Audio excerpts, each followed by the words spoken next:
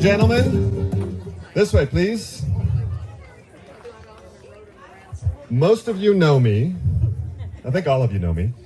And I want to thank you because we're all here for Micheal Peake.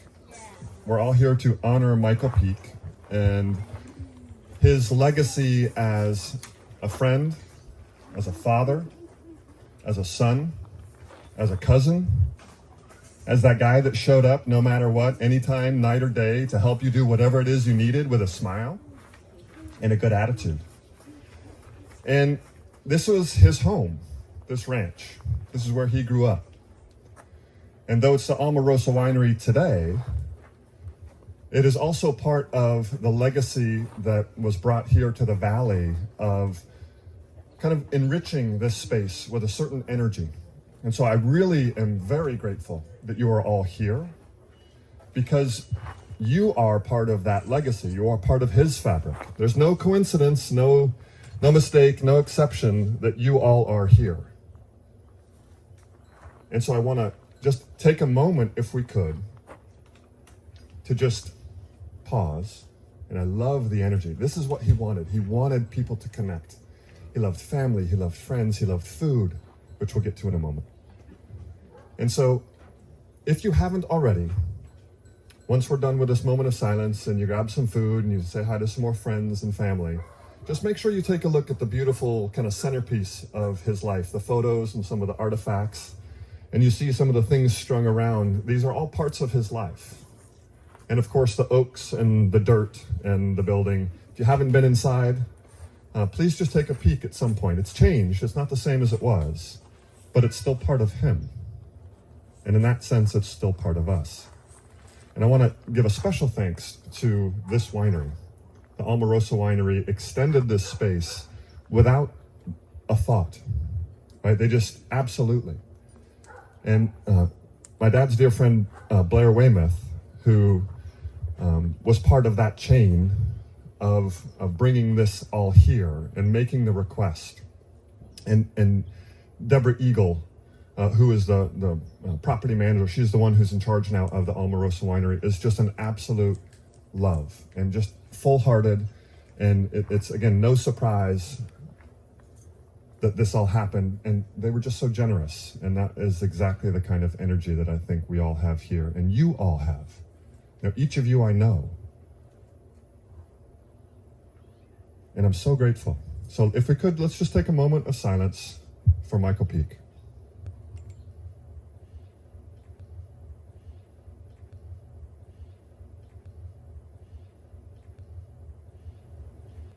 And with that, it's chow time.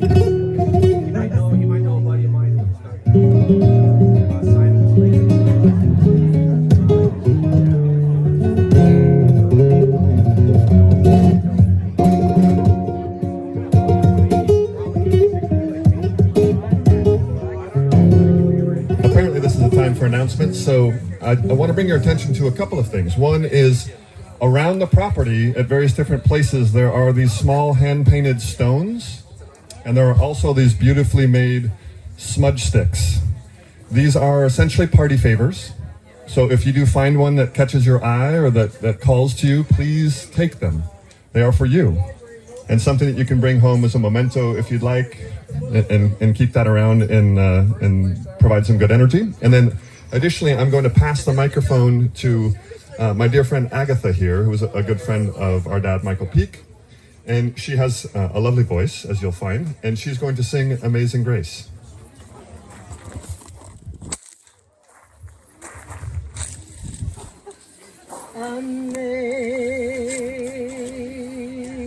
Amazing grace, how sweet the sound that saved a wretch like me. I once was lost, but now am found. Was blind, but now I see.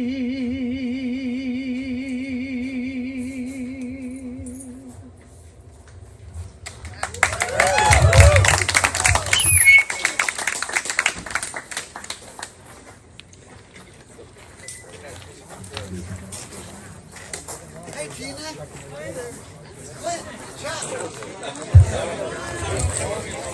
Hey everybody, if I can grab your attention just one more time, please. And that is that in the Native American tradition, this is a speaking stick. And if anyone would like to come up to the microphone, if anyone feels so inspired to say anything, I just want to make sure that there's a space available for you to do so. So I'm going to lean it right up here at the base of the microphone. Just make sure if you are going to say something, hold it. Feel it. Own it. Thanks.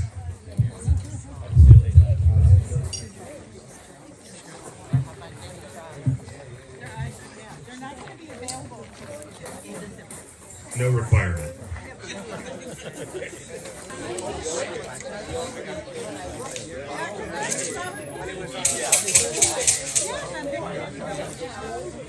evening. My name is Jimmy Hopper.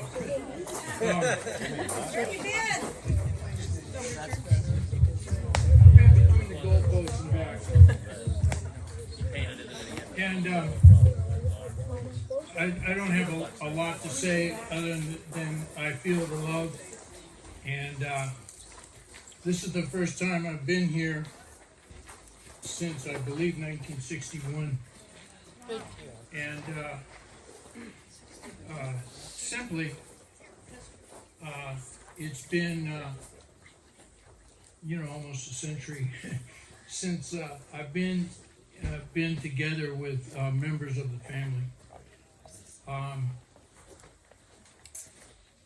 Shots, Peaks, Pedotes, and this is one of the places where it all happened and transformed. Anyway, thank you so much for being here. Clint.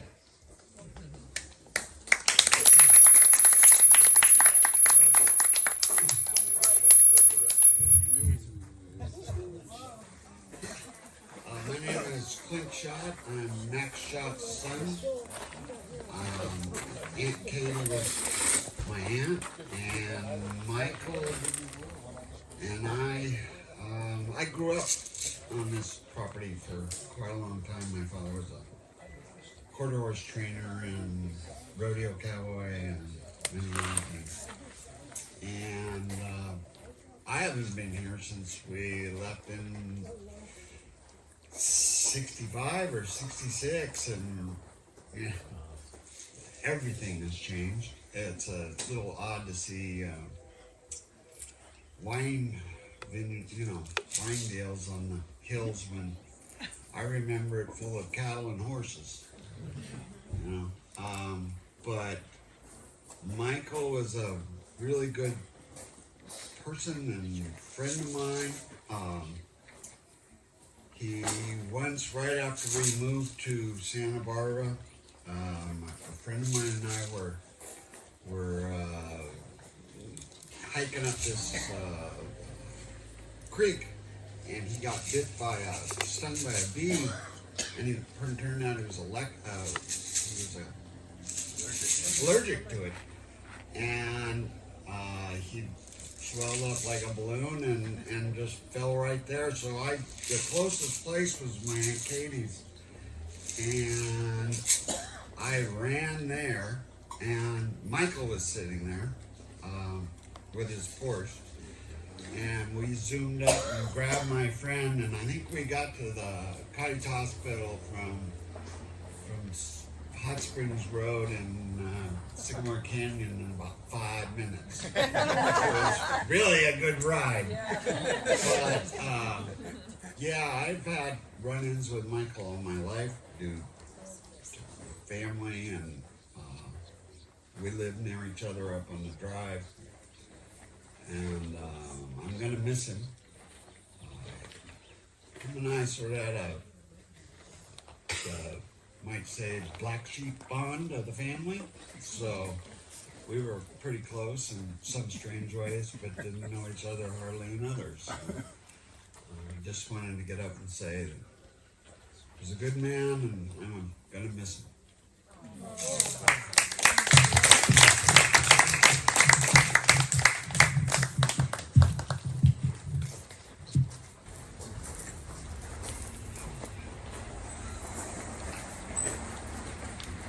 I had the great privilege of knowing Michael longer than his sons. I knew him as a young man. I knew him as a middle-aged man. I knew him in the final days of his life. And I want to say a few words about beauty, because Michael was embodied with that extraordinary gift of extraordinary beauty. And beauty always affects us because it's transcendent. It talks about things that are way beyond what we experience in life, what we aspire to, what we're reaching for through our lives, however imperfectly we do that. And Micheal had the great gift and the great burden of being an exceptionally beautiful man. And the great thing about it is that he never let his beauty overwhelm who he was. He let it just be who he was. And from the center of that being, he grew an immense heart of generosity and kindness and willingness and creativity.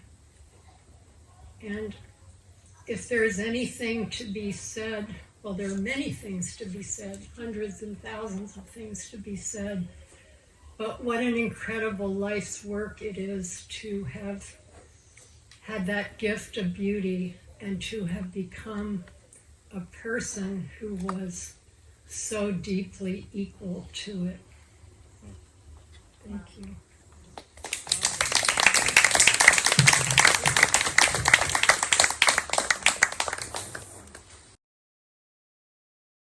Hi, everybody. Thank you so much for coming.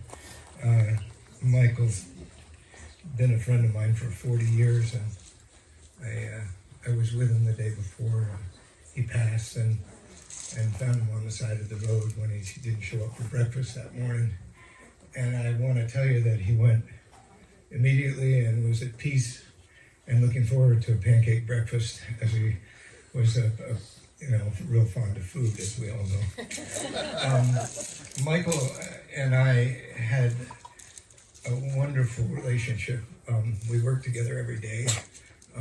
He was probably, without question, one of the most creative people I've ever worked with his hands, with his eyes, his sense of beauty, like she said. I mean, his vision and his ability to accomplish a goal, whether it was to help his fellow human beings, women friends, artist friends, men friends, all of us. And I'm going to miss him terribly. I go by the site where he died every day, twice a day, and thank God he went quick and that he was in a joyful state of mind. He texted me 20 minutes before he passed and was all excited, said, "I'm on my way." And little did he know he was really on his way. He was very fond of this place, and it's just so fitting that you're all here, having grown up in this incredible environment. I'm a transplant from the East Coast, and he walked me through this whole place, and was so proud of his heritage here and his friends. I've met a lot of his friends here that I hadn't actually met before or had met briefly, and I realized how much he used to talk about everybody and how much he loved you all, and he'll miss you terribly.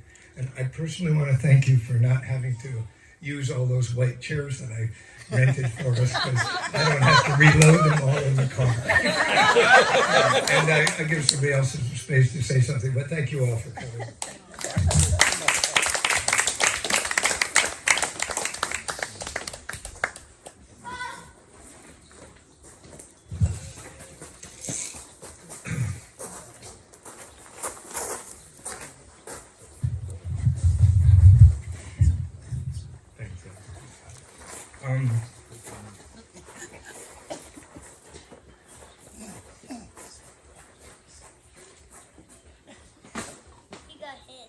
Lots of memories.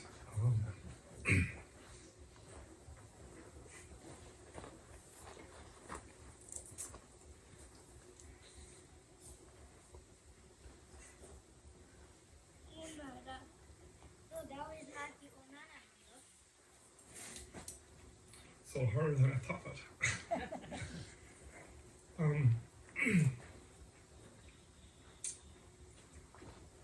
think of my dad, I think of how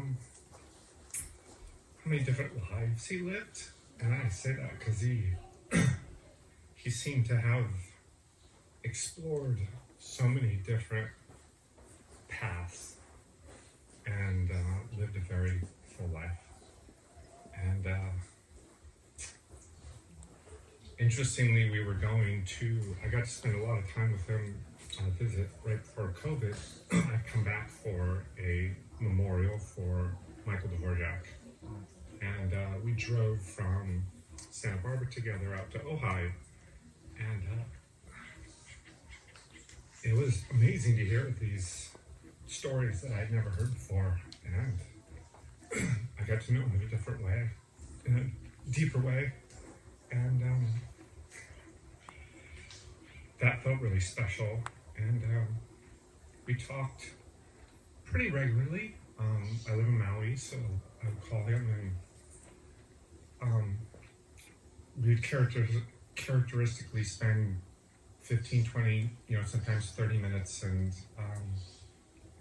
as I'm driving from home or from work to home and catching up on things, and they always ended up in a very elevated, spiritual, philosophical kind of way. So it was really nice that, and at the end of his life, we got to spend that kind of time together and those kind of topics. And it was just, it was nice. It felt like there was some completion in our relationship, and felt like he was in a really good place in his life. And he obviously touched a lot of people, and thank you all for being here and honoring him. And I know lots of others would have liked to have been here, and there's lots of other reasons why they couldn't, and I know they're with us also. And I'd like to thank Blair and Ziggy for all the incredible work to make this happen, and I'm just really grateful. Thank you.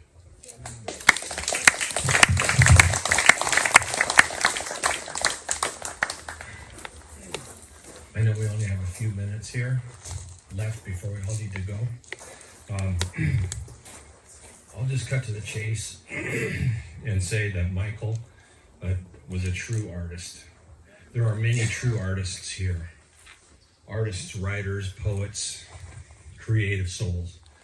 And I know that he made himself available to all of us at one time or another. And that will continue.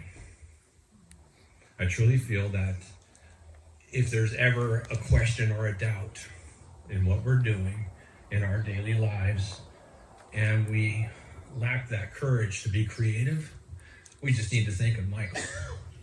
And he'll be there whispering in our ear or yelling if you don't get it right. And if you don't get it right, he will say, no, it's not like that. So anyway, I say a prayer for all of you who are here today, who showed up in consciousness, and keep Micheal with you for the rest of your lives. And he will be there, and someday we'll all be there. Okay? So thank you again. Thank you.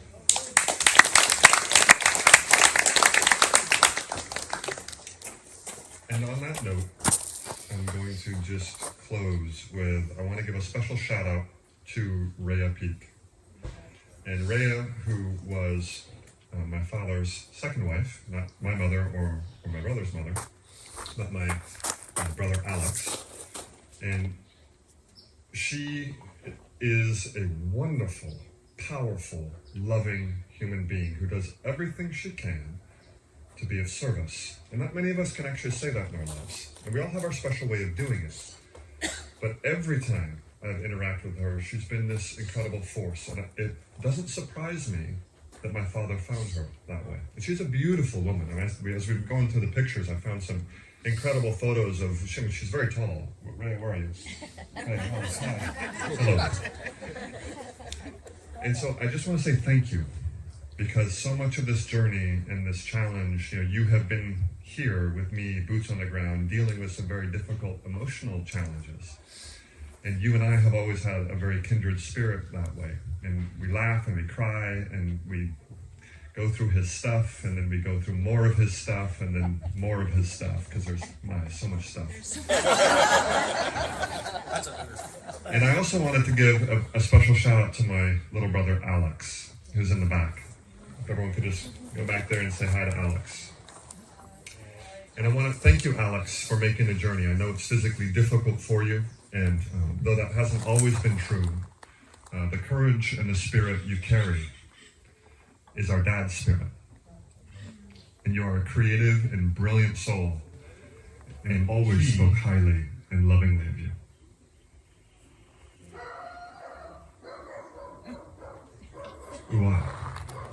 Right? And for those of you that don't know, one of the things that Michael Peake contributed to in our local community and beyond was in the Native American traditions. That's partly why there's some of that ceremony around in the space here. And there's a sweat lodge that was blessed with a sweat in his name just recently in the Santa Barbara area out in Goleta. And that lodge is just getting going, and there's the gentleman who presides over that as a medicine man. As fate would have it, when the accident occurred on the Hopi grade, and I reached out to some friends who, Grunion, who was here earlier, who said we need to do a pipe ceremony. We need to go help his spirit find its way.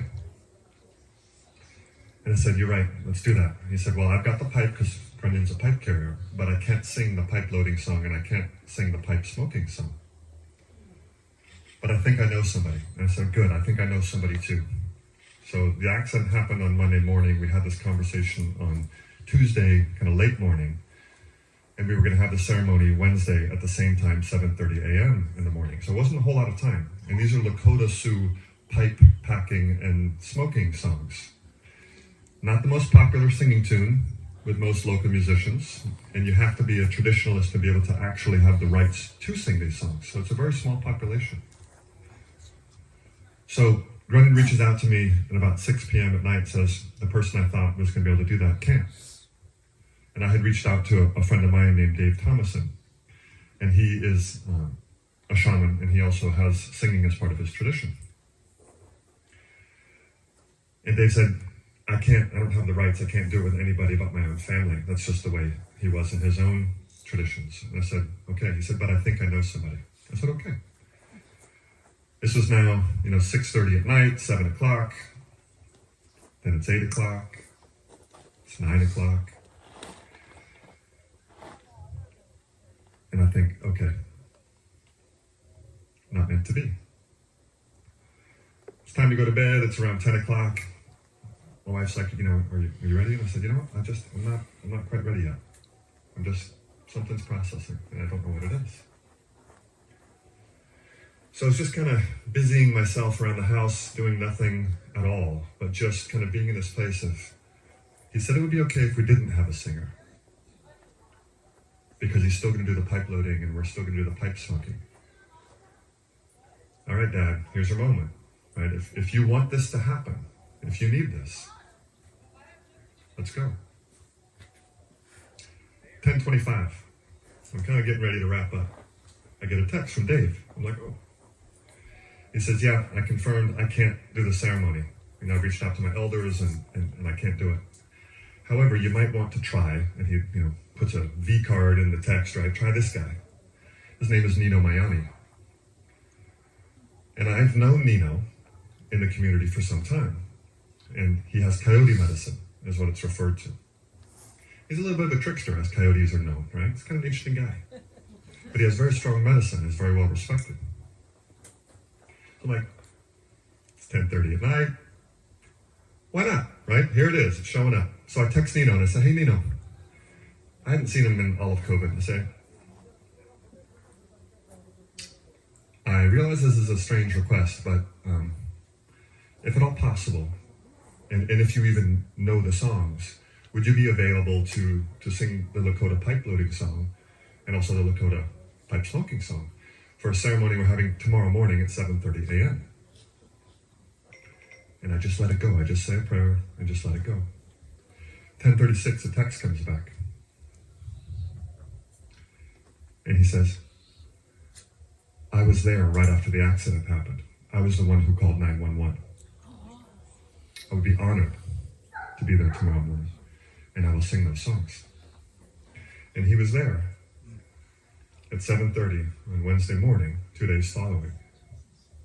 And it was he who was the one who established this lodge. So if there's anything in this kind of movement of spirit that calls to you, because there is something to it. I don't know exactly, what all of our individual experiences are. I just want to, as my dad was looking to get a local sweat going again, because we used to sweat in our canyon on Mountain Drive. For 7 years, Chief Archie Fire Reindeer in the Lakota Sioux, and many prisoners from Lompoc Federal Prison, because that was their ritual ceremony. That's what they could attend. It was their church. They would show up in their orange jumpsuits and sweat in our canyon. And both Graham and I were anointed, I guess you could say, the Native American tradition that way. And so it was always a dream of my dad to have something local again. And we have that. And that dream is now alive. So if anyone has any interest, you all know how to get a hold of me in some way. It doesn't have to be now, at some point later, whatever that is. It's part of keeping that medicine alive, and I think that is something that I think you'll find there's something really special about it that will touch your soul. And it awakens something in you. Because there's an ancient ceremony to it.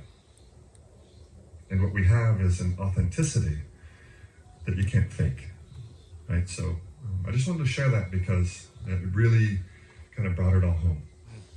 And it brought the work he had done in his life, that beauty that he was. He just kind of licked and sealed the envelope and sent it off. And the spirits heard, and the spirits sent something back. And I said, open this gift. It is today. It is this moment. And it's for you. So with that, I want to thank everybody for coming. And it is time to go.